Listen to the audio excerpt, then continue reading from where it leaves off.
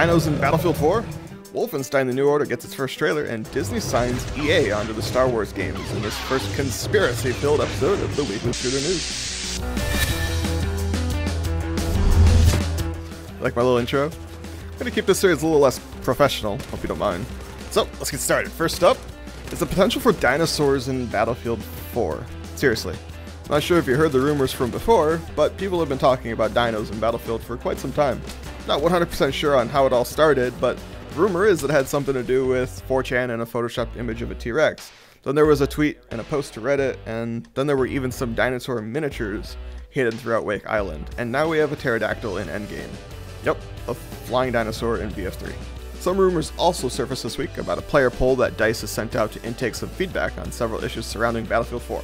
One aspect of the poll is particularly interesting. DICE is rumored to have discussed the possibility of a cooperative game mode where players must survive against attacking dinosaurs using primitive weapons like a bow and arrow. Coincidence? I think not. More on DICE and Battlefield in a couple minutes. But next, let's take a quick peek at the new Wolfenstein trailer. Oddly enough, this is one of the franchises that we proposed rebooting in our feature article the day before this trailer debuted. Coincidence? I think not. We can only assume that Bethesda read our post and instantly rebooted the franchise based on our suggestion.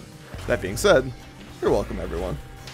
The story in Wolfenstein games changes from title to title, but the core concept remains the same, so while we don't have too many concrete details yet, a few educated guesses would suggest that BJ Blazkowicz will likely be the character that players take control of in the New Order. The main forces of enemies will have to be the Nazi soldiers. As a pioneer in FPS gaming, the New Order will be played in first-person perspective.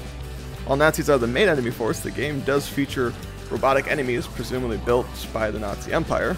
The game is powered by id Tech 5, id Software's proprietary game engine.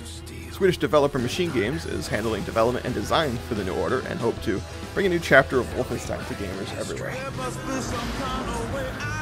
But they forgot about me. And back to DICE.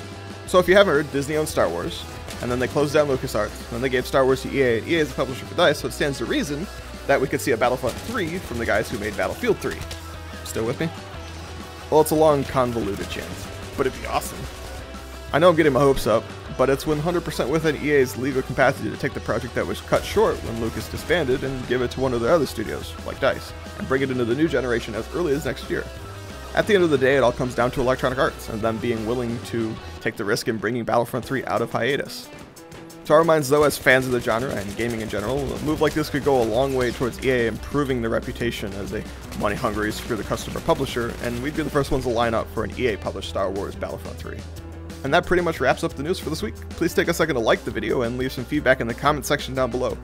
Without your input, I don't know how to make this any better, so if you could let me know what you liked or disliked so I can improve for future episodes, really appreciate it. Also, if you want more info on the stories that I mentioned, there are links to them down in the description below. Thanks for watching, guys. Enjoy the game.